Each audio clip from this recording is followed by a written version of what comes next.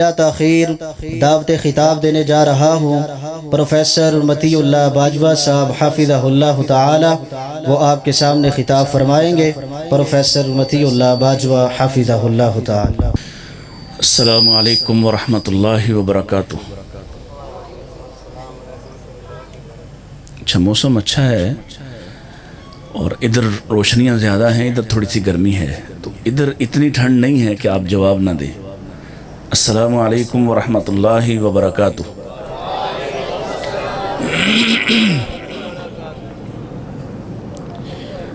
الحمد للہ نحمده ونستعینه ونستغفره ونعوذ باللہ من شرور انفسنا ومن سیئات اعمالنا،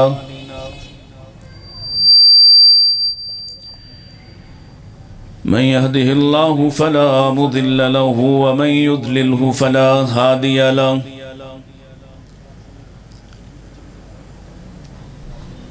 أشهد أن لا إله إلا الله وحده لا شريك له، وأشهد أن محمدا عبده ورسوله،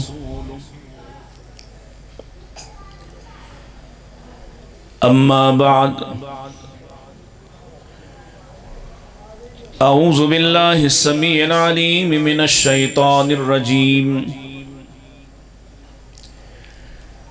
بسم الله الرحمن الرحيم،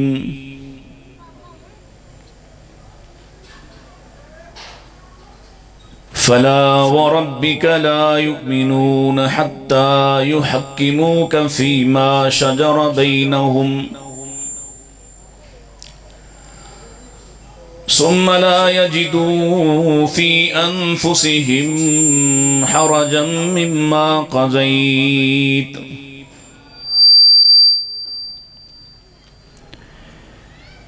ويسلموا تسليما۔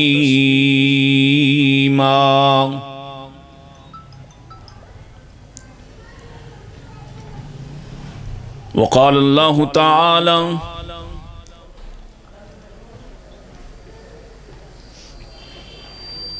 وما أرسلنا من رسول إلا ليطاع بإذن الله،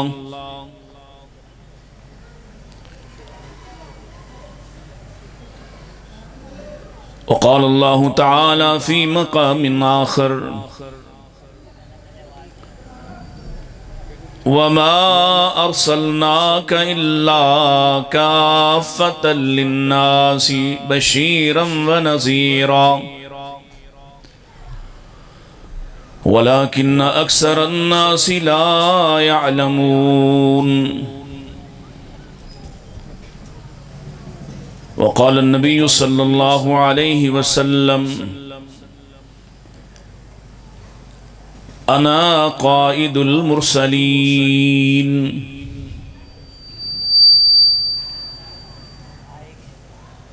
إن أحسن الحديث كتاب الله، وخير الهدي هدي محمد صلى الله عليه وسلم، وشر الأمور محدثاتها، كل محدثة بدعة وكل بدعة ضلالة وكل ضلالة في النار۔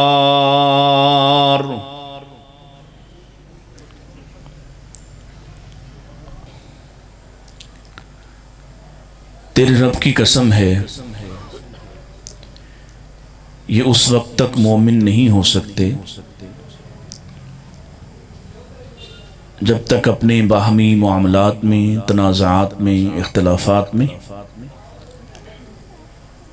تمہیں حکم، سرپنچ، فیصل، چیف جسٹس نہیں مان لیتے۔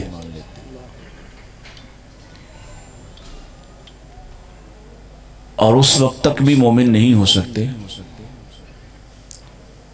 کہ تیرے فیصلوں کو مانے تو لیکن دل کی تنگی سے، کجی اور ٹیڑھ سے،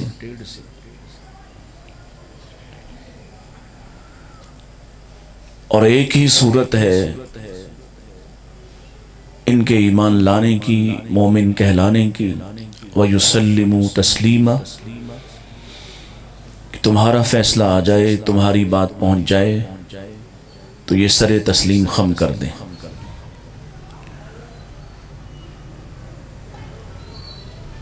پھر دوسری جگہ ارشاد فرمایا، ہم نے کوئی رسول نہیں بھیجا جس کی اطاعت نہ کی جائے، یا دوسرے الفاظ میں ہم نے جو بھی رسول بھیجا ہے اس کی اللہ کے حکم سے اطاعت کرنا لازم ہے۔ تیسری جگہ ارشاد فرمایا، وَمَا أَرْسَلْنَاكَ إِلَّا كَافَّةً لِلنَّاسِ، ہم نے آپ کو تمام انسانوں کے لیے رسول بنا کر بھیجا ہے،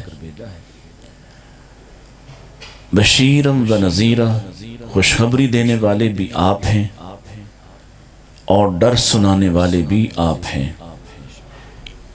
وَلَكِنَّ أَكْثَرَ النَّاسِ لَا يَعْلَمُونَ، لیکن اکثر لوگ اس بات سے ناواقف ہیں۔ نبی کریم صلی اللہ علیہ وسلم کا فرمان ذیشان میں نے آپ کے سامنے خطبہ میں تلاوت کیا کہ اللہ کے رسول صلی اللہ علیہ وسلم نے ارشاد فرمایا، انا قائد المرسلین، میں تمام رسولوں کا قائد ہوں۔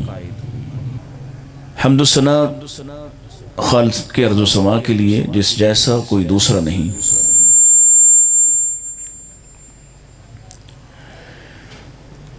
جس نے ہمیں عزت عطا فرمائی اور لاتعداد مخلوقات میں سے ہمیں انسانوں میں بنایا۔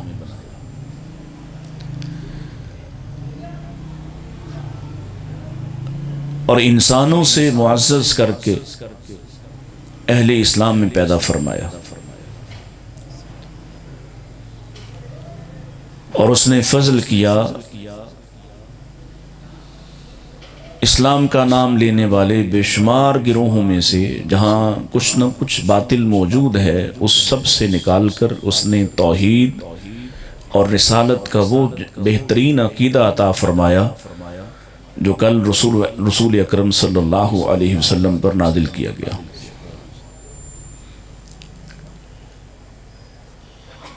اور اگر آپ کو اس بات کا شعور ہے اور میری اس بات سے اتفاق کرتے ہیں تو کم سے کم ایک مرتبہ ضرور کہیے کہ الحمدللہ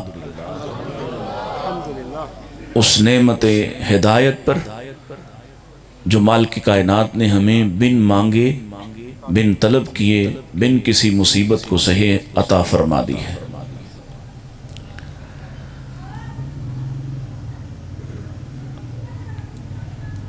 چند ایک گزارشات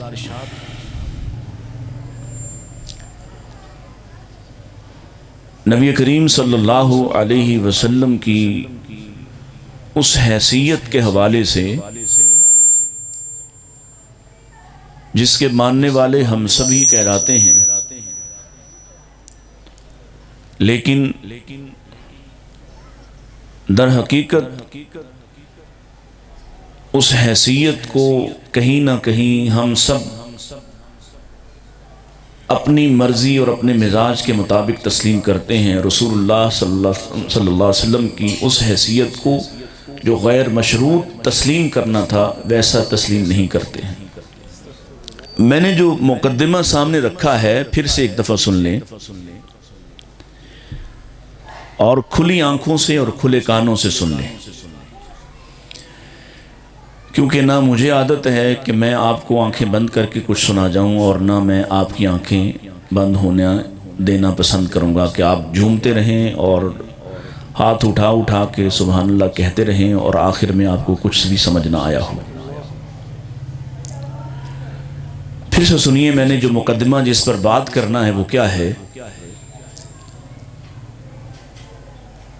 اللہ کے رسول صلی اللہ علیہ وسلم کی حیثیت کے حوالہ سے میں نے 3 آیات آپ کے سامنے رکھی ہیں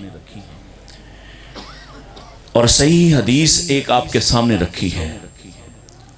اللہ کے رسول صلی اللہ علیہ وسلم کی حیثیت یہ ہے کہ جب تک انسان آپ کے فیصلے کو تسلیم نہ کرے اس وقت تک اس کا ایمان ہی قابل قبول نہیں ہے۔ آپ کی حیثیت یہ ہے کہ آپ رسول ہیں اللہ کے اور آپ کی اطاعت کی جائے گی، اطاعت کے بغیر آپ کی یہ حیثیت تسلیم نہیں ہو سکتی ہے۔ اور تیسری بات اور تیسری آیت مبارکہ، اللہ نے آپ کو تمام انسانوں کے لیے رسول بنایا ہے۔ آپ کی رسالت قیامت تک کے لیے ہے اور آپ کی رسالت حتمی و ختمی رسالت ہے، اور آپ ہی کا یہ اعزاز اور شرف ہے، آپ ہی کا یہ مقام اور مرتبہ ہے کہ کائنات کو جو بھی خوشخبری دینا تھی وہ آپ ہی دے کر چلے گئے، اور جو بھی ڈر سنانا تھا وہ ڈر بھی آپ سنا کر چلے گئے۔ لہٰذا اب نہ نئی خوشخبریاں جنم لیں گی اور نہ نئے طریقے سے ڈرایا جائے گا۔ یہ آپ کی حیثیت ہے، اور جب تک آپ کی ان حیثیتوں کو نہ مانا جائے، اور ایک حدیث کے حوالے سے کہ آپ تمام رسولوں کے قائد ہیں، تمام رسولوں کے قائد ہیں، تو گویا ہر نبی پر اترنے والے دین اور دین کے حصے کے بھی قائد ہیں۔ اب آپ کی اس حیثیت کو جب تک انسان تسلیم نہیں کرتا، وہ آپ کی تعریف کرے، وہ آپ سے محبت کا دعویٰ کرے، وہ آپ سے محبت کا اظہار کرے، اظہار محبت کے مختلف طریقے اختیار کرے، طریقے اختیار کرنے والا اہل سنت ہو، اہل حدیث ہو، دیوبندی ہو، بریلوی ہو، یا کوئی بھی شخص، جب تک ان حیثیتوں کے ساتھ رسول اللہ صلی اللہ علیہ وسلم کو تسلیم نہیں کرتا اور غیر مشروع تسلیم نہیں کرتا، تب تک وہ مومن نہیں ہے۔ اور یہ فتویٰ، یہ دعویٰ میرا یا مجھ سے کسی اور کسی عالم کا نہیں ہے، بلکہ اللہ کے قرآن نے یہ کہا کہ جب تک یوں میرے رسول کو نہیں مانتے، نہیں تسلیم کرتے، تب تک تمہارا دعویٰ باطل ہے۔ اور جس طرح سے ہم لوگ مانتے ہیں، ہم لوگ سے مراد تمام اہل اسلام ہیں، جس طرح سے ہم لوگ مانتے ہیں کہ جو آپ کے مزاج کے مطابق ہو وہ دین تسلیم، جو آپ کے رواج کے مطابق ہو وہ دین بھی تسلیم، اور جہاں آپ کے مزاج اور رواج کے خلاف کوئی بات آ جائے تو ہر طبقہ کوئی نہ کوئی تعویل گھڑنے کی کوشش کرتا ہے، نہ ماننے کا کوئی نہ کوئی بہانہ تلاش کرتا ہے، اس سنت کے حوالے سے، اس پیغام کے حوالے سے اس کے پاس کوئی نہ کوئی عذر ہوتا ہے۔ اچھا، پھر جھگڑا کیا تھا؟ کفار مکہ کیا رسول اکرم صلی اللہ علیہ وسلم کو اب جھاگ رہے ہیں؟ تو جب اللہ کے رسول کا نام آئے تو آپ کو کیا کہنا چاہیے تاکہ آپ کے جھاگنے کا پتہ چلے؟ اور ساتھ ہی ساتھ یہ رسول اللہ کا حق ہے، یہ آپ کا وہ حق ہے کہ جسے ادا نہ کرنے والا بخیل ہوتا ہے، اور آپ کا یہ حق ہے، اتنا بڑا حق کہ جسے ادا نہ کرنے والا شعور میں ہو اور حق ادا نہ کرتا ہو، اس پر اللہ کے نبی علیہ السلام نے آسمان والے کی لعنت پہنچائی ہے، زمین والوں کی لعنت پہنچائی ہے، فرشتوں کی لعنت پہنچائی ہے۔ رسول اکرم صلی اللہ علیہ وسلم، آپ کی جو حیثیت ہے، آپ کا جو مقام اور مرتبہ ہے، اسے غیر مشروط ماننا ہی تو امتحان تھا۔ اہل مکہ کیا کرتے تھے، کیا تکلیف تھی ان کو؟ نبی اکرم صلی اللہ علیہ وسلم کیا آپ کے بارے میں کبھی انہوں نے کہا کہ آپ حسین و جمیل نہیں ہیں؟ کیوں بھائی بولتے جائیں ذرا، کبھی کہا انہوں نے؟ کسی نے کہا ہو کہ ہم آپ کو اس لیے نہیں مانتے کہ آپ خوبصورت نہیں ہیں، آپ اعلیٰ صورت نہیں ہیں، آپ اجمل نہیں ہیں، بلکہ وہ آپ کے حسن کے قائل تھے، اس لیے کہ وہ تو ایسا دمکتا چاند تھے جسے دیکھ کر ہر کوئی متاثر ہوتا تھا، ایسا سراج منیر تھے جسے دیکھنے والا آپ کے چہرے پر زیادہ دیر نگاہ ٹکا ہی نہیں سکتا تھا۔ اس پہ کوئی جھگڑا تھا کہ اس لیے ابو جہل نہ مانتا ہو، اس لیے ابو لہب نہ مانتا ہو کہ آپ خوبصورت نہیں ہیں۔ جو ہم ثابت کر رہے ہیں تمام طبقات، ہمارے مولوی بھی لگے ہوئے ہیں، دوسروں کے بھی لگے ہوئے ہیں، دن رات آپ کے حسن کے تذکرے ہو رہے ہیں، بہت اچھی بات ہے، آپ کی صورت اتنی اعلیٰ ہے کہ اس کا ذکر کیا جانا چاہیے، لیکن اصل چیز جو ہے اس کو چھوڑ کر صرف ایک حصے کو پکڑ کر آپ تعریف کریں تو حق ختم نہیں ہو جائے گا۔ کیا کبھی ان میں سے کسی نے کہا کہ آپ کے اخلاق معاذ اللہ اعلیٰ نہیں ہیں، آپ کے کردار میں کوئی ایشو ہے، اس لیے ہم آپ کو رسول نہیں مانتے، اس لیے آپ کی اطاعت نہیں کرنا چاہتے؟ کیا کبھی کسی نے آپ پر کوئی الزام بھی جھوٹ کا لگایا؟ کبھی انہوں نے آپ کا نام بدلا، آپ پر کیچڑ اچھالا، آپ کی مخالفت کی، آپ کے گھر کے اندر پکنے والے کھانے ڈالتے تھے، آپ کے راستے میں کانٹے بچھاتے تھے، لیکن پوری تاریخ گواہ ہے کسی نے ایک مرتبہ بھی اللہ کے رسول علیہ السلام کی صداقت اور امانت و دیانت پر حرف بھی نہیں اٹھایا ہے۔ تکلیف کیا تھی ان کو؟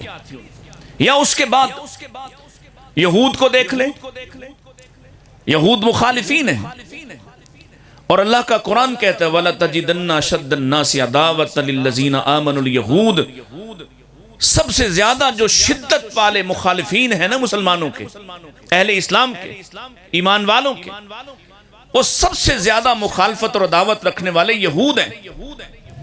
تو کبھی یہودیوں نے تب سے لے کر آج تک رسول اکرم علیہ السلام کے کردار پر، آپ کے اخلاق پر، آپ کے حسب و نسب پر، آپ کے حسن و جمال پر کوئی سوال اٹھایا ہو، کوئی بات کی ہو، کوئی تان کیا ہو؟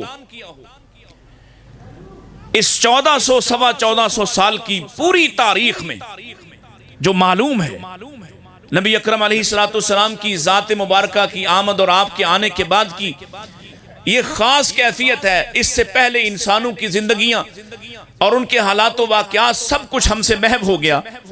یہ آپ کے آنے کی برکت ہے کہ زمانے کے تمام حوادث، زمانے کے تمام معاملات اور زمانے کی تمام تبدیلیاں لکھی گئیں اور تاریخ مرتب ہوئی، چاہے وہ آپ نے کی ہے، چاہے آپ کے مخالفین نے کی ہے۔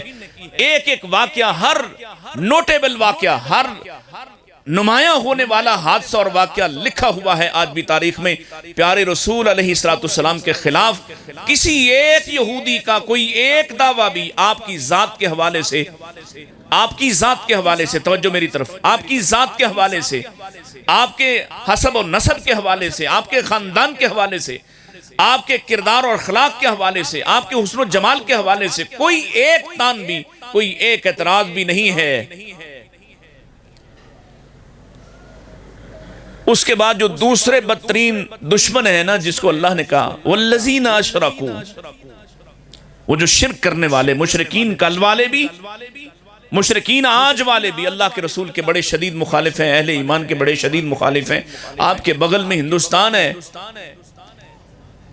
اس 1425 سال کی تاریخ پر بات کر رہا ہوں اور دلیل سے کہتا ہوں، ماں سوائے ایک بدباطن کے، ماں سوائے ایک بدباطن کے، اس نے بھی، اس شاتم رسول نے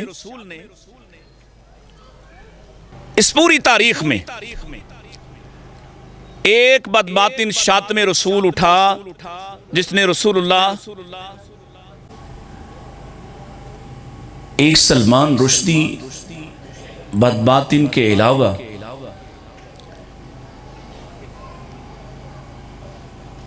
کوئی ایسی غلیظ آواز آپ کے خلاف بلند نہ ہوئی جس نے آپ کے کردار پر اس طرح کا کوئی سوال اٹھانے کی کوشش کی۔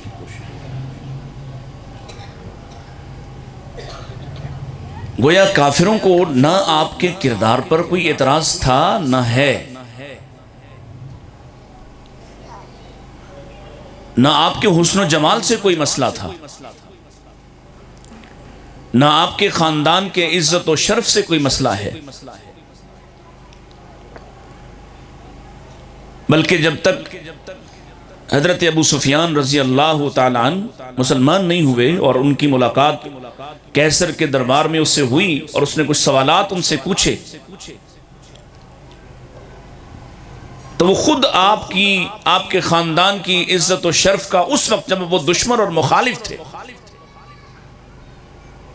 وہ خود آپ کی تعریف کر رہے تھے کہ آپ کا خاندان اتنا اعلیٰ ہے، آپ میں سے کبھی کسی نے نبوت کا دعویٰ نہیں کیا۔ پھر پچھلی دہائیوں میں ابھی قریب میں ایک کتاب دی ہنڈریڈز کے نام سے لکھی گئی،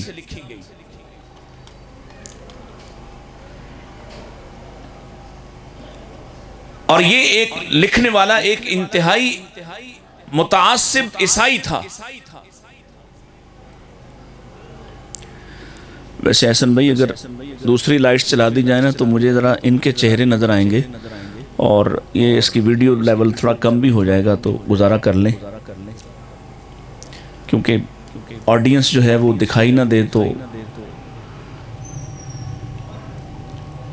میری بات انشاءاللہ پہنچ جائے گی۔ اگر کوئی رنگ روپ نہ آ سکا تو کوئی بات نہیں، آپ برداشت کر لیں اتنا سا، جزاکم اللہ۔ ایک کتاب دی ہنڈریڈز کے نام کے ساتھ لکھی گئی، لکھنے والا انتہائی متعصب عیسائی ہے، اور پوری تاریخ انسانی میں سے اس نے 100 شخصیات کو چنا اور ان پر مضامین لکھے۔ وہ لوگ جن کی وجہ سے، جن کے آنے سے، جن کی تحریکات سے، جن کے علم سے دنیا مستفید ہوئی اور دنیا میں کوئی بڑی تبدیلی ہوئی۔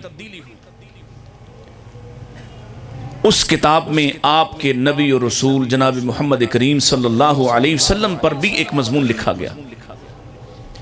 پھر جب اس نے لکھ لی تو ترتیب لگانے کا موقع آیا کہ ان 100 عظیم شخصیات میں سے پہلے نمبر پر کون ہے، اور کوئی ہوائی چلائی بات ہم کرنے کے قائل نہیں ہے۔ ایک انتہائی کٹڑ قسم کا عیسائی ہے جس نے خود ترتیب، خود اپنی مرضی کے اصول بنائے، جن اصولوں پر اس نے ان 100 شخصیات کو پرکھا۔ اس میں عیسیٰ علیہ السلام بھی شامل ہیں جس کو وہ مانتا ہے، لیکن آپ کو پتا ہو کہ جب وہ کتاب چھپ کر آئی تو پہلے نمبر پر محمد رسول اللہ تھے صلی اللہ علیہ وسلم۔ عیسائی دنیا میں شور پڑا، تنظیم اہل جو نصارہ کی تنظیمیں ہیں اس کے پاس گئیں، اس کے خلاف مضامین لکھے، احتجاج ہوئے۔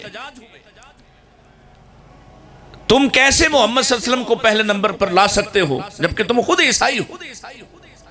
اتنا دباؤ آیا کہ اس نے خود لکھا، اور موجودہ ایڈیشن میں یہ بات درج ہے کہ مجھے کہا گیا کہ تم ریوائز کرو، ری تھنک کرو، دوبارہ سے اس ترتیب کو ترتیب دو اور ایسے اصول بناؤ کہ جس کی وجہ سے محمد صلی اللہ علیہ وسلم پہلے نمبر پر نہ آ سکیں، چاہے دوسرے نمبر پر ہی لے آؤ، پہلے سے تو ہٹا دو۔ اب وہ کہتا ہے کہ میں نے نئے اصول وضع کیے، ان اصولوں پر محمد صلی اللہ علیہ وسلم کو اور باقی شخصیات کو پرکھا، پہلے سے ضابطہ زیادہ سخت کیا، پہلے سے زیادہ چیک لگایا، اور چاہتا تھا کہ کسی طرح تو کسی بات کی زد میں محمد صلی اللہ علیہ وسلم آ جائیں اور میں آپ کو پیچھے ہٹا دوں۔ اور مجبور ہوا، جب دوسرا ایڈیشن شائع ہوا تو اس میں بھی پہلے نمبر پر محمد رسول اللہ تھے صلی اللہ علیہ وسلم۔ گویا دنیا کو مسئلہ آپ کی ذات سے نہیں ہے،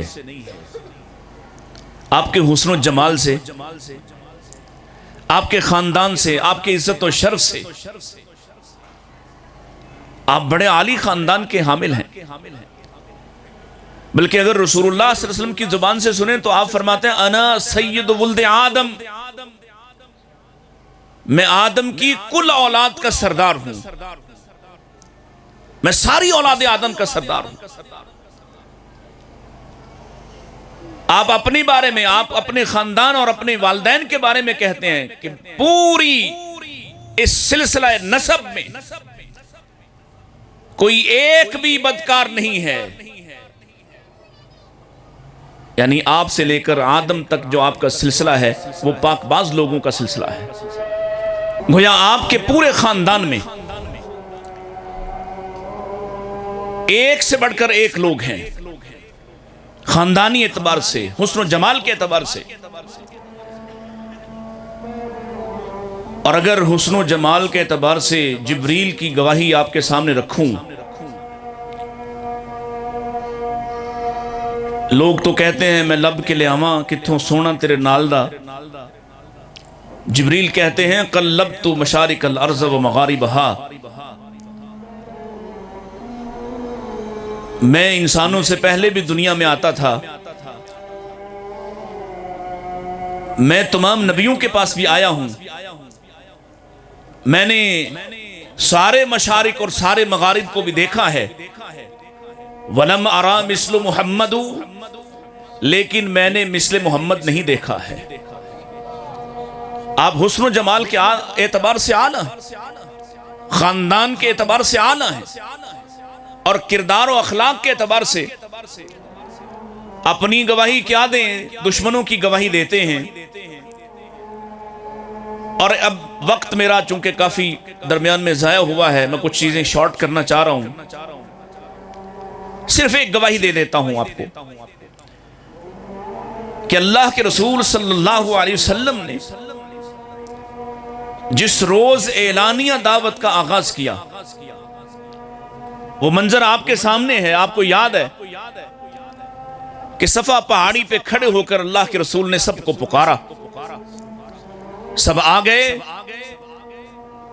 تو پہلے اپنی دعوت نہیں پیش کی بلکہ پہلے اپنا آپ پیش کیا ہے، اپنا کردار و اخلاق پیش کیا ہے، اپنے بارے میں سوال کیا ہے کہ مجھے تم کیسا پاتے ہو، میں نے تمہارے ساتھ وقت گزارا ہے، لَقَدْ لَبِثْتُ فِيكُمْ عُمَرًا مِّن قَبْلِهِ، میرے بارے تمہاری گواہی کیا ہے؟ اللہ اکبر، 40 سالہ زندگی۔ اور ذرا توجہ فرمائیں، ہم جو دعوت لے کر نکلے ہیں، جو دعویٰ ہے کہ ہم رسول اکرم علیہ السلام کی دعوت ہی لے کر نکلے ہیں، تو اپنے کردار و اخلاق پر بھی غور کیجئے۔ کیا میں اور آپ اپنے گلی محلے میں، اپنے خاندان میں کہیں کھڑے ہو کر اپنے آپ کو پیش کر کے یہ سوال کر سکتے ہیں میں نے تمہارے ساتھ وقت گزارا ہے، میں نے تمہارے ساتھ رشتہ نبھایا ہے، میرے بارے میں تمہارا کیا کہنا ہے؟ اگر نہیں تو پھر اپنے بارے میں ضرور غور کیجئے۔ اللہ کے رسول نے 40 سالہ زندگی پیش کی، کیف وجدتمونی، میرے بارے کیا خیال ہے تمہارا؟ اور بخاری مسلم کے اندر 2 مختلف روایات ہیں، ایک میں مکہ والے سب کے سب سامنے کھڑے، سرداران بھی ہیں، نوجوانان بھی ہیں، آپ کے مقابلے کے بھی ہیں، مقابل قبائل کے لوگ بھی ہیں۔ آپ نے ان سے پوچھا کیسا پایا مجھے، میرے بارے کیا کہتے ہو؟ ایک روایت کے الفاظ ہیں کہ ہم نے آپ کو ہمیشہ سچا پایا ہے، اور مسلم شریف کے روایت کے الفاظ ہیں کہ ہم نے آپ کو کبھی جھوٹ بولتے ہوئے دیکھا سنا ہی نہیں ہے۔ دونوں کو ملائیں تو معنی یہ نکلتا ہے آپ ایسے سچے ہیں جن سے کبھی جھوٹ کا اظہار ہوا ہی نہیں ہے، آپ کے کردار پر بھروسہ۔ بلکہ اس سے آگے بڑھ کر اللہ کے رسول علیہ السلام نے ارشاد کیا، فرمایا میرے بارے میں تم یہ کہتے ہو کہ میں سچا ہوں، اور میرے بارے تم یہ اعتماد کا اظہار کرتے ہو، اگر میں یہ کہہ دوں اس چھوٹی سی پہاڑی پر کھڑا ہوا جس کے سامنے تم ہو، اور میں کہوں کہ عقب میں اس پہاڑی کے پیچھے ایک بڑا لشکر ہے جس کو تم نہیں جانتے، جو تمہیں پتہ ہی نہیں چل سکا، میں یہ خبر دے دوں اس پہاڑی پہ کھڑے کھڑے، تو پھر کیا کہو گے؟ اب آپ ذرا زمینی حقائق ادھر میری طرف دیکھیے، زمینی حقائق دیکھیں۔ یہ جو صفا پہاڑی ہے یہ کل بھی یہاں تھی جیسے جہاں آج ہے، یہ اس سے اوپر محلہ اجیاد کا ہے، اس سے اوپر دوسرے محلے ہیں. یہ صحن بیت اللہ کے ساتھ جڑی ہوئی ایک پہاڑی ہے جو آج بیت اللہ کا حصہ ہے تقریباً. یعنی اس کے چاروں طرف لوگ رہتے تھے. کیسے ہو سکتا ہے کہ شہر کے اندر مرکز میں، شہر کا مرکز کل بھی بیت اللہ تھا، آج بھی بیت اللہ ہے، شہر کے مرکز میں کوئی لشکر پہنچ جائے اور اتنا بڑا لشکر ہو کہ مکے والے اس کا مقابلہ نہیں کر سکتے اور کسی کو خبر بھی نہ ہو. نہ اس زمانے میں کوئی آسمان سے اتر سکتا ہے، نہ کوئی پیرا ٹروپرز آ سکتے ہیں، نہ کوئی جہاز ہے، نہ کوئی پیرا گلائیڈرز آ سکتے ہیں. کیسے کوئی آ سکتا ہے؟ زمینی حقائق یہ ہیں.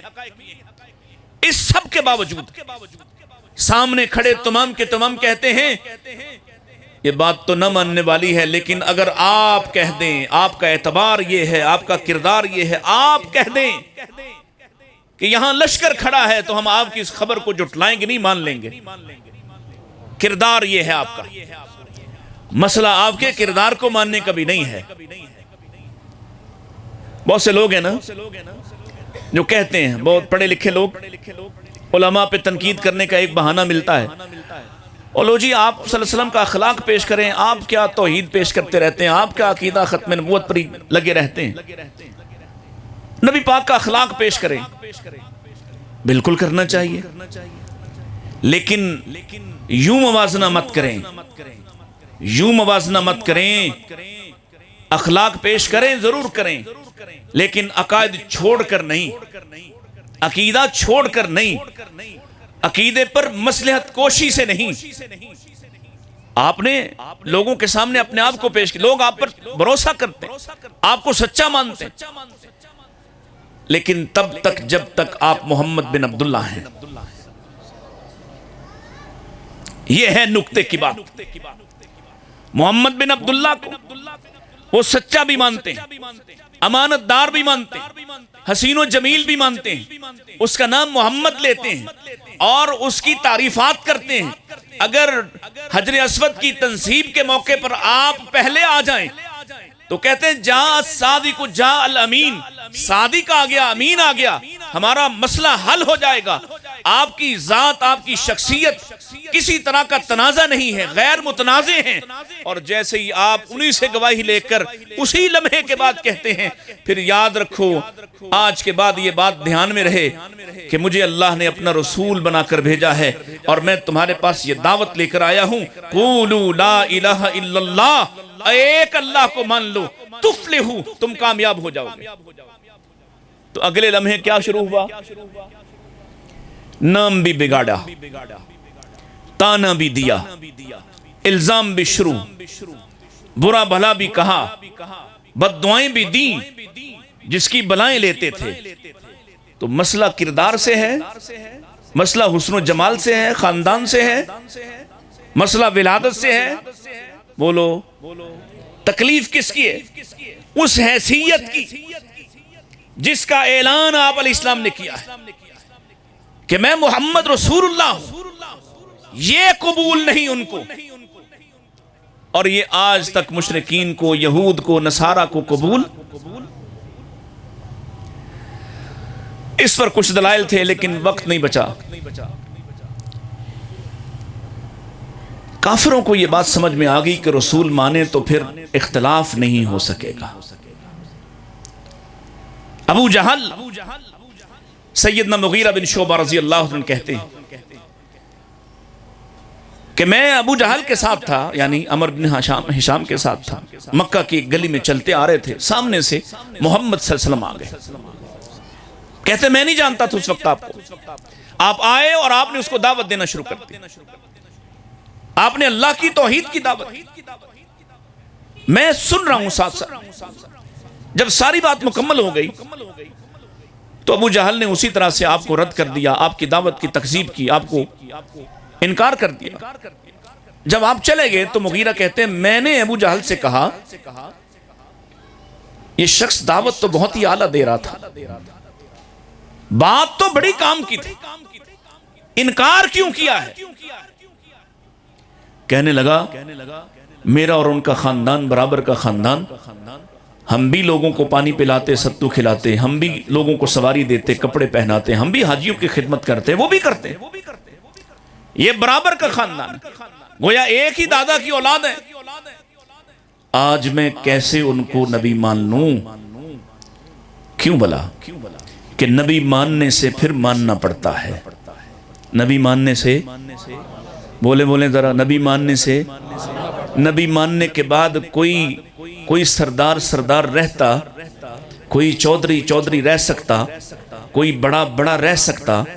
نبی مانے تو پھر بات ماننا پڑتی ہے، نبی مانے تو سر جھکانا پڑتا ہے، نبی مانے تو سر تسلیم خم کرنا پڑتا ہے، نبی مانے تو کوئی مقابلہ پھر باقی رہتا نہیں ہے. حیثیت کو تسلیم کرنے کے بعد یہ نہیں ہو سکتا کہ نبی تو آپ کو مانتا ہوں، نماز امام کے مطابق کی پڑھوں گا، نبی تو آپ کو مانتا ہوں، اخلاق کسی اور کے لوں گا، نبی آپ کو مانتا ہوں لیکن رنگ ویسا پہنوں گا جیسے میری سرکار کا ہے. پھر ایسا ہوگا، نبی مانے تو پھر سر تسلیم. اللہ اکبر. آپ کو جگانے کے لیے کوئی گھنٹہ اور چاہیے تھا، ہے نہیں ہے آج. نبی مانے تو پھر اپنی مرضی کی بات، اپنی مرضی کا چہرہ، بولے ذرا، اپنی مرضی کا چہرہ، اپنی مرضی کا لباس، اپنی مرضی کا کھانا پینا، اپنی مرضی کا سونا جاگنا. کیوں بتایا کہ رات کو کیسے سو، کب سو، کس کروٹ سو؟ اگر وہ ماننا ہی ضروری نہیں ہے اور اختیار ہے آپ کو کہ آپ الٹے لیٹ جائیں، آپ منہ نیچے کو کر کے لیٹ جائیں، تو کیوں سکھایا؟ یہ سمجھیے گا جو بات کر رہا ہوں، باریک بات ہے ذرا. کیوں سکھایا کہ یوں داہنی کروٹ پہ سونا ہے، ہاتھ نیچے رکھنا ہے، ایک پوسچر، ایک خاص سلیقہ سکھایا سونے کا. کیوں سکھایا کہ جب سونے لگو تو کہو اللہم اسلمت نفسی الیک، اللہ میں اپنے آپ کو تیرے سپرد کرتا ہوں. وفوضت امری الیک ووجہت وجہی الیک والجأت ظہری الیک رغبتا ورہبتا الیک لا ملجا ولا منجا منک الا الیک آمنت بکتابک الذی انزلتا وبنبیک الذی ارسلتا. یہ پورا عقیدہ یاد کر کے کیوں سونا ہے، اللہ کے ذمے لگا کے کیوں سونا ہے، یہ سونا بھی کیوں سکھایا؟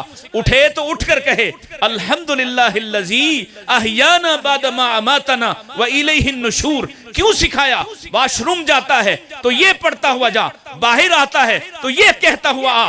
اللہ کی قسم ہے، جوتا پہننا سکھایا، تھوکنا سکھایا، نہانا سکھایا، وضو کا طریقہ سکھایا. اللہ کے نبی نے چلنا سکھایا، لیٹنا سکھایا، بات کرنا سکھائی. کیوں؟ کہ نبی مانا ہو تو پھر نبی کے مطابق رہنا پڑے گا. پھر بال اپنی مرضی کے بنوائے جا سکتے، یا یہودیوں کے سٹائل پر یا شاہ رخ خان کی طرز پہ بنوائے جا سکتے. پھر رسول اللہ کو کاپی کرنا پڑے گا. کیوں؟ لَقَدْ كَانَ لَكُمْ فِي رَسُولِ اللَّهِ، یہ ہے پیغام. اور جب تک سیرت النبی کو اس زاویے سے نہیں دیکھتے، اس انداز سے نہیں دیکھتے، تو کوئی درمیان میں اٹھ کے کہے گا آپ کی سنت جو ہے وہ اختیاری ہے، آپ کی مرضی ہے، مانے نہ مانے. ہم وہ سنت مانیں گے جو قرآن میں آیا، قرآن کے علاوہ سنت نہیں مانیں گے. ہم وہ تسلیم کریں گے جو قرآن میں لکھا ہے، حدیث کو نہیں مانیں گے. پھر ایسے ہی لوٹنے والے درمیان میں آپ کو لوٹیں گے، آپ کے ایمان کو چیلنج کریں گے. اس حیثیت کو اس طرح سے ماننا جیسے قرآن نے کہا انما کان قول المؤمنین اذا دعوا الی اللہ ورسول لیحکم بینہم ان یقولوا سمعنا واطعنا. سننے اور ماننے کے درمیان پھر توقف. ادھر بھی لوگ بیٹھے ہیں. سننے اور ماننے کے درمیان توقف، اپنی مرضی کی سمجھ بوجھ، اپنا فہم و فقہ، اپنا تدبر تفکر. بہت سے لوگ ہیں نا جنہوں نے فقہ کی بنیاد پر رسول اللہ کا انکار کر دیا. بہت سے لوگ ہیں جنہوں نے تدبر کا نام لے کر، غور و فکر کا نام لے کر رسول اکرم علیہ السلام کی حیثیت پر سوال اٹھایا، آپ کی بات کو چھوڑا، رد کیا. کتنے لوگ ہیں، کتنی مثالیں دے سکتا ہوں جنہوں نے کہا حدیث تو یہ کہتی ہے لیکن یہ حدیث ہمارے مذہب کے مطابق نہیں ہے، اس لیے ہم اس کو نہیں مان رہے ہیں۔ یہی لوگ ہیں جنہوں نے راستے کھولے شریعت کے مخالف، یہی لوگ ہیں جن کو قرآن کہتا ہے فَلْيَحْذَرِ الَّذِينَ يُخَالِفُونَ عَنْ أَمْرِهِ أَن تُصِيبَهُمْ فِتْنَةٌ أَوْ يُصِيبَهُمْ عَذَابٌ أَلِيمٌ۔ مثال دیتا ہوں، اپنی مرضی ہو سکتی، بولو اگلے 15 منٹ میں آپ کی مصروفیت کے لوں گا اور تھوڑا سا ذرا اتنے سرد نہ ہو جائیں۔ یہ جو کچھ بھی ہوا ہے نا، یہ پہلی دفعہ چونکہ پروگرام ہو رہا ہے اور انتظامات کے تجربات بھی اسی طرح سے آتے ہیں، تو بھائی بابر اور ان کی ٹیم انشاءاللہ آنے والا پروگرام اس سے بہتر انداز میں آپ کے سامنے کرے گی۔ نبی مانا ہونا تو پھر یہ نہیں ہو سکتا کہ آپ کچھ چھوڑ دیں کچھ مان لیں، کچھ میں اپنی مرضی کر لیں۔ اللہ اکبر کبیرہ۔ امام مالک رحمہ اللہ تعالی سے پوچھا تھا نا ایک شخص نے کہ حضرت میں احرام باندھنا چاہتا ہوں یہاں مسجد نبوی سے، تو آپ نے فرمایا کہ احرام ذوالحلیفہ سے باندھو، اللہ کے رسول کی سنت وہاں سے ہے۔ تو اس نے کہا یہ مسجد نبوی ہے، اس کا اپنا ایک مقام اور مرتبہ ہے، یہاں رسول اللہ کا مزار ہے، آپ کی قبر مبارک ہے، تو میں یہاں سے ارادہ کرنا چاہتا ہوں۔ فرمایا وہاں سنت ہے۔ کہنے لگا حرج کیا ہے؟ حرج کیا ہے؟ یہ ہے نا بہت بڑا مسئلہ، حرج کیا ہے؟ میری عقل میں آ رہا ہے، میں اس کو نیکی سمجھ رہا ہوں، میرے بڑوں نے اس کو نیکی بنایا ہے، حرج کیا ہے؟ فرمایا میں تمہارے سامنے رسول اللہ کی سنت بیان کر رہا ہوں اور تم اس سے سوال کر رہا ہے کہ حرج کیا ہے؟ اس سے بڑا حرج کیا ہے کہ اللہ قرآن میں کہتا ہے فَلْيَحْذَرِ الَّذِينَ يُخَالِفُونَ عَنْ أَمْرِهِ أَن تُصِيبَهُمْ فِتْنَةٌ۔ رسول کا پیغام ملنے کے بعد، رسول کا طرز عمل سامنے آنے کے بعد اگر کوئی شخص مخالفت پر کمر بستہ ہو جائے تو دنیا میں بہت بڑے فتنے کا شکار ہو جائے گا اور آخرت میں خوفناک عذاب اس کا انتظار کر رہا ہے۔ یہ ہے حرج، یہ ہے یہاں تو سر تسلیم خم کرنا ہے کہ بات آ جائے تو اپنی مرضی کے گھوڑے دوڑا سکتا۔ دوسری مثال لیجئے تاکہ آپ کو بات یاد رہے۔ میں نے شروع میں ایک آیت مبارکہ پڑھی تھی وَمَا أَرْسَلْنَاكَ إِلَّا كَافَّةً لِلنَّاسِ بَشِيرًا وَنَذِيرًا۔ بشیرم، اس زاویے سے اس بات کو سمجھی، بشیرم خوشخبری کون دے گا؟ آج کوئی گھڑ سکتا ہے ربیع الاول کا چاند نظر آ گیا، اتنے ثواب ہوں گے، اتنے شیئر کر دیں، اتنے لاکھوں نیکیاں ملیں گی؟ کوئی بتا سکتا ہے؟ اور سن لو، بشارت دینے کا حق بھی محمد کے پاس تھا اور ڈر سنانے کا حق بھی محمد کے پاس ہے صلی اللہ علیہ وسلم۔ یہ حیثیت ہے آپ کی۔ میں اپنے مولوی سے کہتا ہوں صرف خوشخبری نہ سنا، اس کی وضاحت کر کہ یہ آپ کا حق ہے۔ کوئی اپنی مرضی سے اب نئی بشارتیں گھڑ سکتا؟ کیونکہ وہی کسی پر اتر سکتی، پیغام کسی پر آ سکتا، وہ ختم ہو گیا۔ ماں جی ام ایمن کے پاس سیدنا ابو بکر عمر رضی اللہ عنہما گئے ملاقات کے لیے اور وہ رو رہی تھیں، ان کو روتے دیکھا۔ کون ہے ام ایمن؟ پتہ ہے؟ نبی پاک کے رشتوں کو بھی جانے۔ میرے آقا فرماتے ہیں ام ایمن امی بعد امی، میری ماں کے بعد اگر کوئی کائنات میں میری ماں ہے تو وہ ام ایمن ہے۔ وہ عورت جس نے پیارے رسول کو پالا سنبھالا، جب آپ کی والدہ مکرمہ فوت ہو گئی اس سفر میں وہ ان کے ساتھ تھیں، وہ نبی کریم علیہ السلام کو اس 6 سالہ یتیم بچے کو لے کر مکہ جاتی ہیں اور ساری زندگی ساتھ نبھا دیتی۔ امی بعد امی، میری ماں کے بعد، یعنی آمینہ کے بعد اگر کوئی سب سے محترم ہستی میری ذات میں ہے تو وہ ام ایمن ہے۔ اس کے پاس ابو بکر عمر گئے ملاقات کرنے کے لیے رسول اللہ کی وفات کے بعد، دیکھنے اور ملنے کے لیے۔ وہ رو رہی ہیں، ابو بکر عمر رضی اللہ عنہما بھی رونے لگ گئے، دیر تک روتی نہیں، وہ بھی روتے رہے۔ اللہ اکبر. جب چپ ہوئی تو انہوں نے پوچھا تم دونوں کیوں روئے؟ تو کہا آپ رو رہی تھی. نہیں سمجھے. اور ماں روتی ہو تو پہلے یہ نہیں پوچھا جاتا کہ کیوں روتی ہو، پہلے ساتھ رونے والا بن جاتا ہے. ماں رو رہی تھی، نبی پاک کی ماں ہیں، رو رہی ہیں. تو ابو بکر عمر بھی رو رہے ہیں. کہا آپ رو رہی تھی، ہم اس لیے رو رہے تھے. آپ کیوں رو رہی تھی؟ سنیے میرا منہج اور عقیدہ. ام ایمن کہتی ہیں میں تو اس لیے رو رہی تھی، محمد چلے گئے، اب آسمان سے وحی کا پیغام رک گیا ہے. اگر کسی کا دل زندہ ہو تو سمجھے اس پیغام کو کہ مردہ دلوں اور مردہ ضمیروں کو محمد کا پیغام سمجھ نہیں آیا کرتا. اگر کسی کا دل زندہ ہو، نئے نئے جشن گھڑنے والوں، نئی نئی بدعات ایجاد کرنے والوں اور اس پر فخر کرنے والوں، سنیے ہماری دعوت کو محبت اور شفقت کے ساتھ کہ ہم آپ سے چاہتے کیا ہیں کہ کل جب ناکام لوگوں کی ایک فہرست اور ایک تعداد اور ایک لشکر کھڑا ہو، یوم تقلب وجوہہم فی النار، جب لوگوں کے چہروں کو جہنم میں پلٹا جائے اور وہ چیخے مار رہے ہوں، رب کا قرآن کہتا ہے یقولون یا لیتنا اطعنا اللہ و اطعنا الرسول، کاش ہم نے اللہ رسول کی اطاعت کی ہو. اس دن تم پریشان نہ ہو. ہمیں کیا تکلیف ہے؟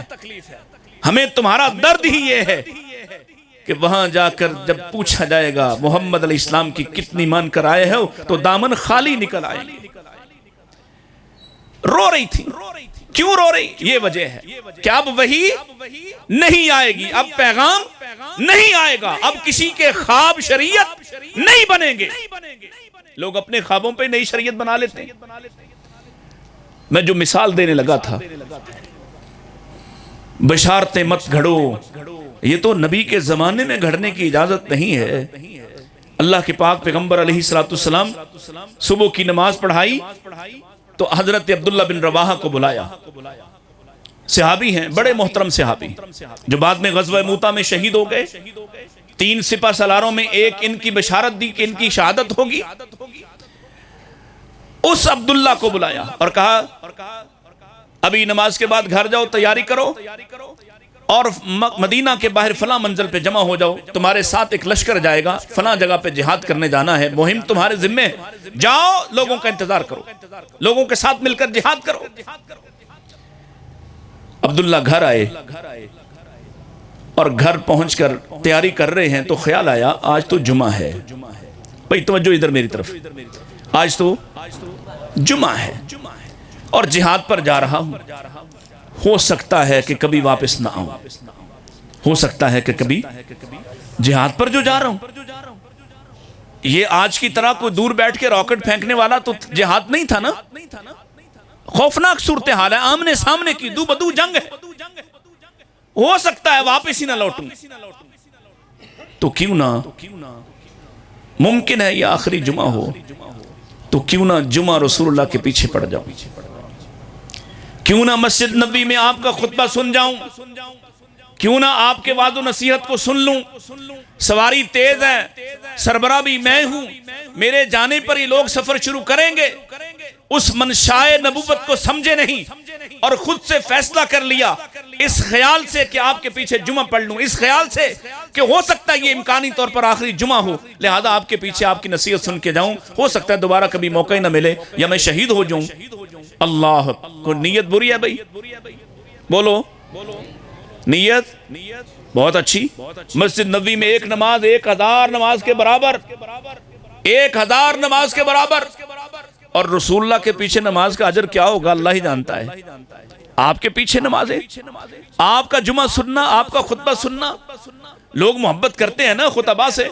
ہو سکتا ہے کہ یہاں سے لوگ شاد باغ جاتے ہوں، شاد باغ والے لوگ آپ کے کسی خطیب کو سننے آتے ہوں. لوگ ادھر ادھر جاتے ہیں سننے سنانے کے لیے. اور رسول اللہ کا خطبہ کہ آپ بولیں تو صحابہ سناٹے میں سنتے تھے، آپ کے چہرے کو دیکھتے تھے، آپ کے الفاظ پر غور کرتے تھے. آپ تو قائد المرسلین ہیں، آپ تو خطیب الانبیاء ہیں. آپ کی تو زبان میں اتنی شیرینی ہے کہ دشمن سنے تو مبہوت ہو کر سنتا ہے، اپنے کیسے سنتے ہوں گے؟ جمعہ پڑھ رہے ہیں، اللہ کے رسول صلی اللہ علیہ وسلم کی نظر پڑ گئی اور خطبہ کے بعد، نماز کے بعد آپ نے بلایا، عبداللہ ادھر آؤ، تمہیں تو کہا تھا فلاں منزل پہ چلے جاؤ اور اپنے ساتھیوں کو لے کر جہاد پہ نکلو، تم یہاں کیا کر رہے ہو؟ اب عبداللہ نے اپنی نیت بیان کی کہ اللہ کے رسول یہ چاہت تھی کہ آپ کے پیچھے ہو سکتا ہے یہ آخری جمعہ ہو۔ اپنے سارے عذر بیان کیے، اپنی خواہش اور نیت بیان کی۔ پتہ اللہ کے رسول نے کیا فرمایا؟ یہ نہیں کہا کہ تمہاری نیت اچھی ہے، چلو تم نے فیصلہ کر لیا، کوئی حرج نہیں، تم نے فیصلہ کر لیا ہے، اچھا ہی کیا ہے۔ اگر آپ کہہ دیتے کہ اچھا کیا ہے تو ٹھیک ہے، یہ رستہ کھل جاتا، لیکن آپ نے یہ رستہ نہیں کھولا اور فرمایا عبداللہ تم سے اچھے رہ گئے وہ لوگ جو میری بات مان کر اس مقام پر جمع ہوئے، اور کتنے اچھے ہوئے۔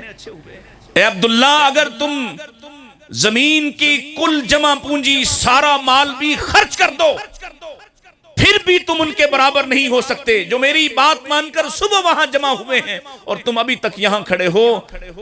یعنی اجر و ثواب بھی ملے گا تو اسی زبان کے ذریعے سے ملے گا، اپنے خیالات سے نہیں ملے گا۔ اگر اپنے خیالات سے صحابی کو نہیں ملتا تو تمہارے پاس کیا دلیل ہے؟ حیثیت، نبی اکرم علیہ السلام کی حیثیت کیا ہے؟ آپ کی بات کے جواب میں کوئی صحابی بھی یہ حیثیت نہیں رکھتا کہ وہ اپنی خواہشات کے تابع ہو، خواہشات اچھی ہی کیوں نہ ہوں۔ اللہ اکبر۔ نبی کی بات سنیں تو کیا طرز عمل اختیار کرنا چاہیے؟ آپ کی حیثیت کو سمجھیں کہ آپ اکیلے ہیں اس حیثیت میں کہ جن پر اللہ کی طرف سے وحی نازل ہوتی ہے، آپ اکیلے ہیں اس حیثیت میں کہ جن کے کہے سے دین بنتا ہے۔ آپ کہیں، ادھر مجھے جواب دیں ذرا، آپ کہیں تو دین بنتا ہے، آپ کہیں تو میرے کہنے سے دین بنتا، مجھ سے کسی بڑے کے کہنے سے دین بنتا، حافظ ساجد میر صاحب کے کہنے سے دین بنتا، ہم اپنوں کے نام لیتے ہیں، حافظ سعید صاحب کے کہنے سے دین بنتا، ابتسام علیہ ظہیر صاحب کے کہنے سے دین بنتا۔ کس کے کہے سے دین بنے گا؟ محمد رسول اللہ۔ آپ کہیں تو دین، آپ بولیں تو دین، آپ چلیں تو دین، آپ کھائیں تو دین، آپ اٹھیں تو دین، سوئیں تو دین، آپ نہائیں تو دین، آپ نہائیں تو دین نہ ہوتا تو بیان کرنے کی ضرورت دین ہے۔ اور کوئی دوسرا آپ کے اس مقام میں، آپ کی اس حیثیت میں شریک کار نہیں ہے، صرف آپ کا۔ حتیٰ کہ اگر کسی عمل کو، کسی قول کو، کسی بات کو ہوتا دیکھ کر میرے نبی صرف چپ رہ لیں، خاموش رہیں، کچھ نہ کہیں، تو یہ ہے آپ کی حیثیت۔ آپ صرف چپ رہیں، کوئی بات نہ کریں تو بھی دین ہے۔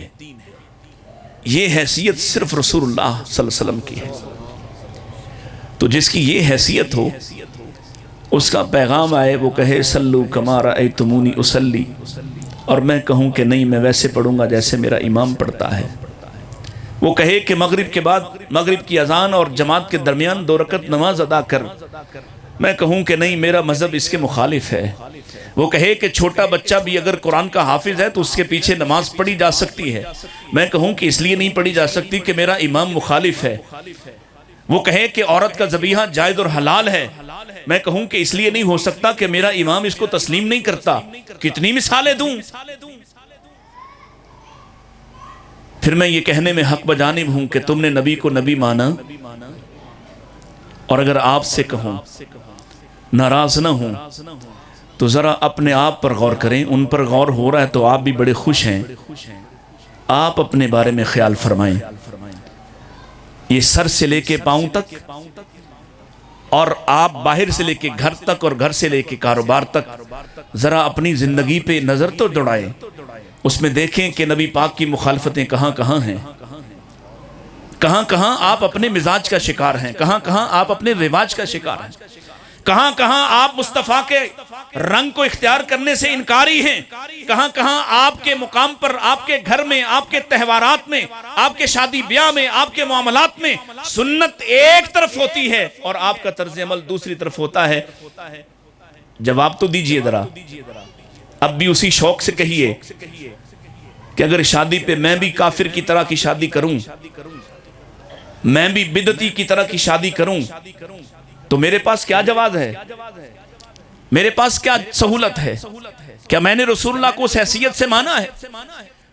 میرا چہرہ بشرہ، میری حالت، میرے کپڑے، میرا لباس۔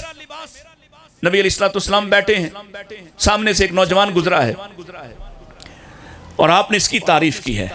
بس آخری 2 باتیں ہیں میری، اور اس کے بعد سلام ہے۔ زندگی رہی تو پھر ملاقات رہے گی انشاءاللہ۔ بڑی خوشی ہوئی آپ کا یہ مرکز دیکھ کر اور آپ کی حاضری دیکھ کر۔ آپ بیٹھے ہیں اور سامنے سے ایک نوجوان گزر رہا ہے، آپ نے اس کی تعریف کی، فرمایا یہ آدمی بڑا اچھا ہے، یہ خریم اسدی آدمی بڑا اعلیٰ ہے، اگر اس کے اندر یہ 2 خرابیاں نہ ہوں۔ توجہ ہے؟ ہاتھ اٹھائیں بھلا جن کی توجہ نہیں ہے۔ توجہ ہو گئی نا؟ اگر میں آپ سے پوچھ لوں کہ میں کیا بیان کر رہا ہوں اور اس سے کیا نکلتا ہے تو بہت سے خاموش رہیں گے۔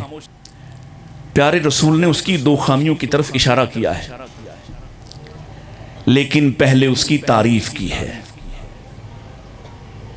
سمجھے؟ خامیاں تو بڑی نظر آتی ہیں ہمیں دوسروں میں، اور خامی ہی بیان کرتے ہیں۔ تمہارے نبی کا طرز عمل یہ ہے، خامی بیان کرنے سے پہلے اس کی خوبی کا ذکر کیا ہے، اس کے اچھے ہونے کی بات کہی ہے، کہا آدمی بڑا اعلیٰ ہے، یہ نوجوان بڑا شاندار ہے، اگر اس کے اندر صرف 2 خرابیاں ختم ہو جائیں۔ اللہ اکبر! اور وہ کیا خرابیاں تھیں؟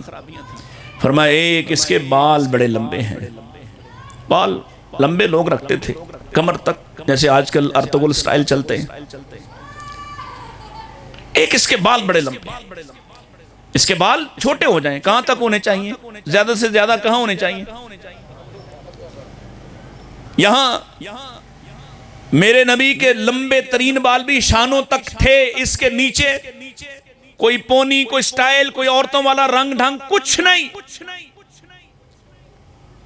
ساڑھے منڈے بھی لائی پھر دینا ہوتے سرتے ہو، کوئی طریقہ نہیں۔ فرمایا ایک تو اس کے بال چھوٹے ہو جائیں، اور دوسرا اس کا تہبند زمین پہ ہے، یہ اس کے ٹخنوں سے اوپر ہو جائے۔ ہونا ان لگی تربیت دی گل تے وقت گیا موک، وابیاں دے منڈے بھی مسیتے جان تے شلوار اتے،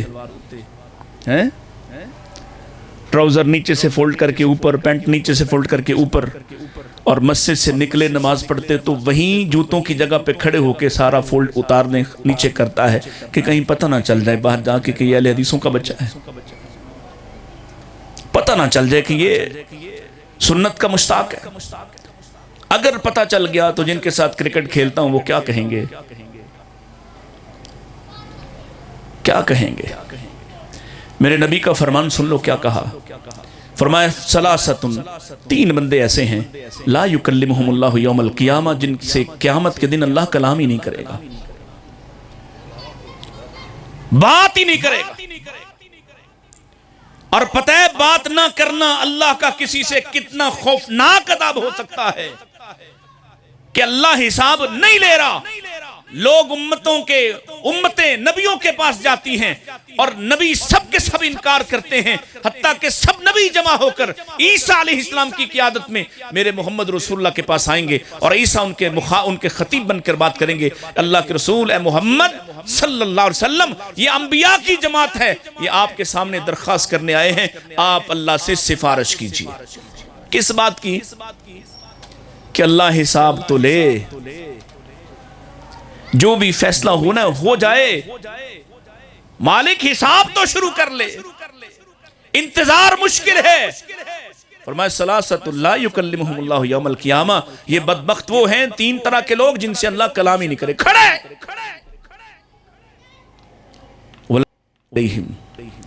اللہ ان کی طرف دیکھنا بھی پسند نہیں کرے گا.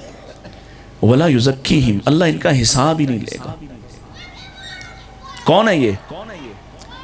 کون ہے یہ؟ العاق لوالدی، والدین کا نافرمان، والدین کا نافرمان. ماں کو کہنے والا کہ تمہیں کیا سمجھ ہے، باپ کو کہنے والا کہ تمہارا زمانہ گزر گیا ہے، تم مجھے کس منہ سے بات کرتے ہو، میں زیادہ تعلیم یافتہ ہوں، میں آج کے زمانے کا جاننے سننے والا ہوں. العاق لوالدی، ماں باپ کا نافرمان، ان کو شدید پریشان کرنے والا. وَمُدْمِنُ الْخَمْرِ، مجھے پتہ ہے نوناریاں میں کتنی شراب بکتی ہے اور شراب نوشی ہوتی ہے، میں یہاں کچھ عرصہ کبھی گزار کے گیا ہوا ہوں. شراب کے نشے میں دھت رہنے والا، آج جتنی مرضی مجلس محفلیں کرا لے، کل قیامت کے روز اللہ تیری طرف دیکھنا بھی پسند نہیں کرے گا،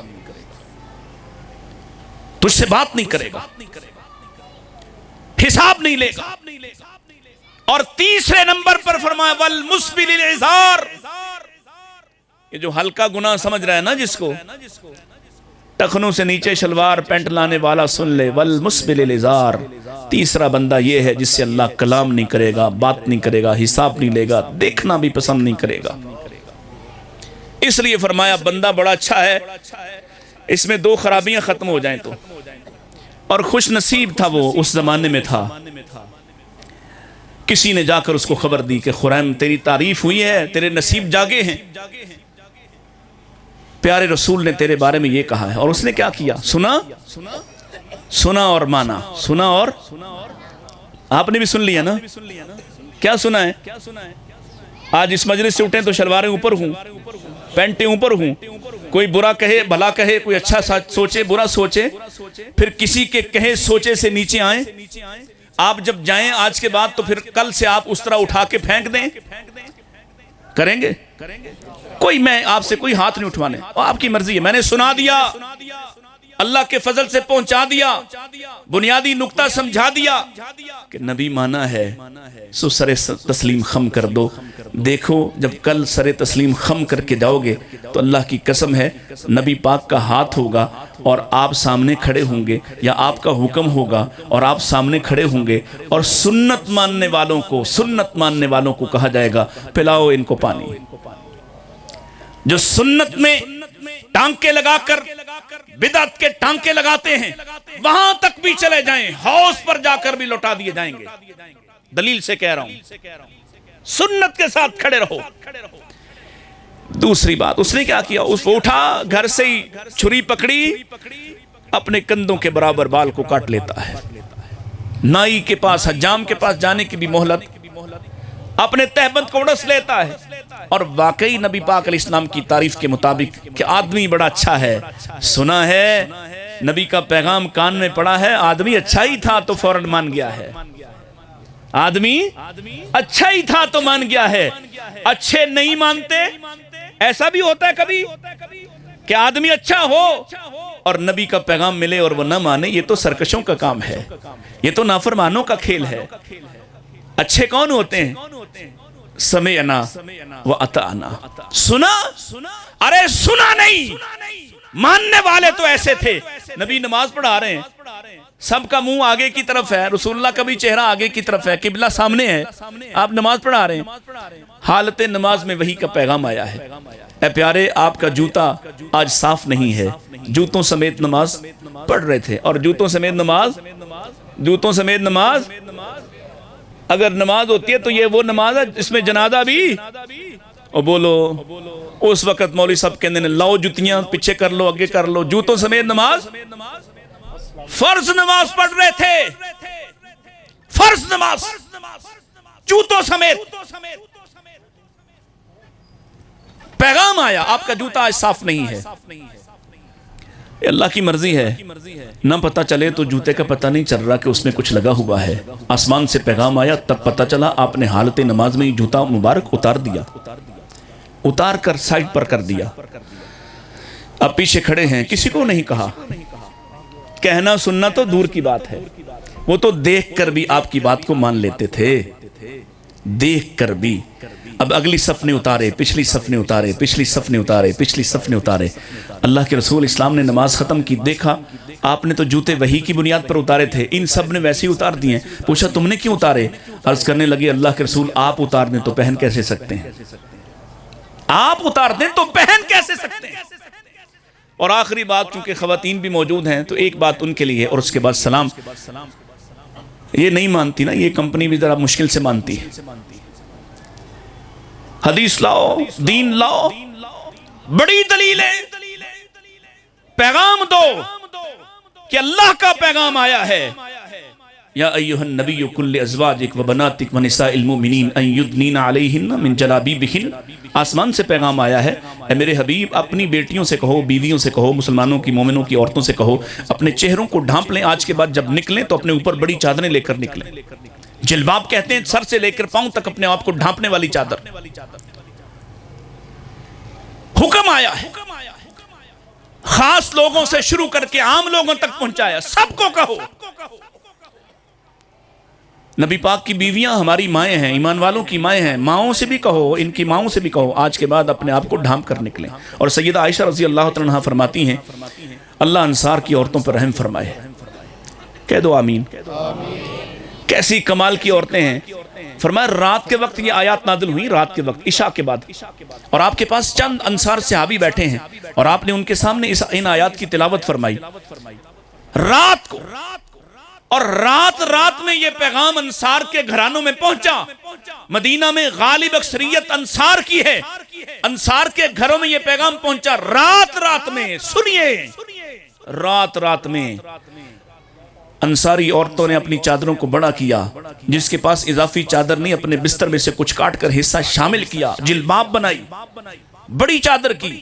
اور صبح جب فجر کی نماز اسی روز کی پڑھی گئی، سیدہ کہتی ہیں ہم پریشان ہوئی کہ حکم تو ہم تک بھی پہنچا لیکن اتنا وقت نہیں تھا کہ کچھ کرتے۔ انہوں نے رات، اور کون تھا اس وقت، کوئی سلائی مشینیں ہو سکتی ہیں سوئی دھاگے سے، اور رات میں آپ جیسے یہ لائٹنگ بلب ہو سکتے ہیں، کچھ نہیں، کسی چراغ کی روشنی میں رات بیٹھ کر عورتوں نے اپنی چادروں کو بڑا کیا، اور صبح کی نماز اس حالت میں پڑھی کہ وہ سر تپا اپنے آپ کو ڈھانپ کر آئی تھی، اور ایسے لگتا تھا جیسے ان کے سروں پہ پرندے بیٹھے ہوئے ہوں۔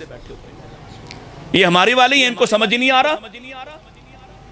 ایک پیغام، صرف ایک پیغام، پیارے نبی علیہ السلام۔ چونکہ میں یہ نناریاں کا بازار میں نے دیکھا ہوا ہے، اور پھر کبھی آؤں گا تو دیکھوں گا، حالات وہی اس سے بھی بدتر ہوں گے۔ بڑا رش تھا، کبھی 2001-2 کی بات ہے، مرد و عورت کا اختلاط ہوتا ہے، کھوے سے کھوا چلتا ہے، کسی کو خیال نہیں آتا، کسی کے سامنے شریعت کا یہ پہلو نہیں ہے، دیوبندی ہے، بریلوی ہے، اہل حدیث ہے، شیعہ ہے، کچھ بھی ہے، لڑائی بڑی ہے، ادھر ماننے کو تیار، دعویٰ سب کا ہے کہ وہ رسول اللہ سے بڑی محبت کرتے، اور تمہارے نبی کا ایک پیغام۔ مدینہ کی عورتیں، اب مدینہ میں کون سی عورتیں رہتی تھیں؟ المسلمات، المؤمنات، القانتات، تائبات، عابدات، سائحات، سائمات، حافظات۔ یہ ان کی وہ صفات ہیں جو اللہ نے قرآن میں بیان فرمائی۔ اعلیٰ ترین خواتین، مومن عورتیں، مسلمان عورتیں، ڈرنے والی عورتیں، اللہ سے، اللہ کے ساتھ رجوع کرنے والی عورتیں، ذاکرات عورتیں، ان عورتوں کو دیکھا جو مسجد میں آیا کرتی، میرے نبی کے پیچھے نماز پڑھا کرتی تھی، ان عورتوں کو دیکھا کہ مرد عورت برابر چل رہے ہیں، بازار مدینہ کے بازار میں برابر چل رہے ہیں، ساتھ چل رہے ہیں۔ ایک آواز لگائی ہے میرے رسول نے، ایک آواز، اے عورتوں کی جماعت، صرف ایک آواز، صرف ایک پیغام، اے عورتوں کی جماعت، علیکن بحافات الطریق، آج کے بعد تم پر لازم ہے راستوں کے کناروں پر چلو گی، راستوں کے کناروں پر چلو گی۔ راوی حدیث صحابی کہتے یہ پیغام عام ہونا تھا، پیارے نبی کا یہ پیغام پہنچنے کی دیر ہے، اب راستے خالی بھی ہوتے، عورتیں اس قدر کنارے پر چلتی کہ ان کی چادریں دیواروں کے ساتھ تو الجھ جایا کرتی تھی، درمیان میں نہیں آیا کرتی تھی۔ یوں انہوں نے مانا جنہوں نے نبی مانا، اور جو ہماری طرح کے دعوے دار ہیں، بات آتی ہے تو بغلیں جھانکتے ہیں، اللہ کے رسول کا قول فعل عمل سامنے آتا ہے تو پیمانے ماپتے ہیں، یہ ہمارے مذہب ہمارے مسلک کے مطابق ہے یا نہیں ہے، اللہ کے رسول کا حکم آتا ہے تو سوچ میں پڑ جاتے ہیں میرے معاشرے پہ، معاشرتی زندگی پہ کیا اثر اور فرق پڑے گا۔ یہ بات میں نے نبی کی سنت مان لی تو میرا برادری قوم میرا بائیکاٹ کر دیں گے، مجھ سے لا تعلق ہو جائیں گے۔ سوچئے نبی مانا ہے تو نبی مان کر دکھائیں کہ آپ کے سامنے آپ کی صحیح حدیث، آپ کا صحیح عمل، طرز عمل، بات حتیٰ کہ خاموشی پہنچ جائے تو آپ اپنی بات چھوڑ دیں، اپنا رواج چھوڑ دیں، اپنا مزاج چھوڑ دیں، اپنا طریقہ چھوڑ دیں، قوم برادری چھوڑنا پڑتی ہے تو چھوڑ دیں، ساری کائنات بھی چھوڑنا پڑتی ہے تو چھوڑ دیں، لیکن محمد علیہ السلام کی بات کو، طرز عمل کو چھوڑا نہیں جا سکتا۔ وآخر دعوانا ان الحمدللہ رب العالمین۔